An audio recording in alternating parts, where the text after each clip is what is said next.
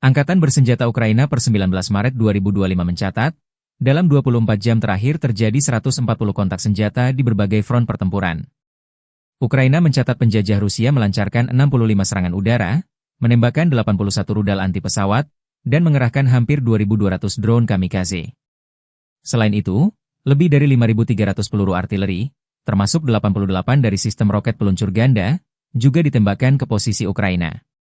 Sebagai tanggapan, pasukan Ukraina berhasil menghancurkan 16 area konsentrasi personel musuh, 2 meriam, serta gudang senjata dan peralatan militer. Pasukan Rusia terus mencoba menerobos di berbagai arah, termasuk Kharkiv, Kupiansk, Liman, Kramatorsk, dan Torets, namun sebagian besar serangan mereka berhasil dipukul mundur. Di arah Pokrovski, pasukan Ukraina menghentikan 39 aksi penyerangan, sementara di wilayah Kursk, mereka menangkis 21 serangan. Selain itu, pertempuran sengit juga terjadi di Novopavlivke, Huliaipil, Orihiv, dan Dnieper, di mana tentara Ukraina berhasil mempertahankan posisinya. Demikian dilansir militer Ukraina.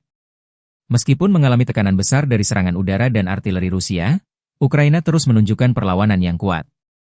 Dengan keberhasilan menangkis serangan di berbagai front, pasukan Ukraina berupaya mempertahankan wilayahnya serta menghambat upaya Rusia untuk memperluas kendali di zona konflik. Situasi di garis depan tetap dinamis, dengan kedua belah pihak terus melakukan pergerakan strategis dalam pertempuran yang berlangsung.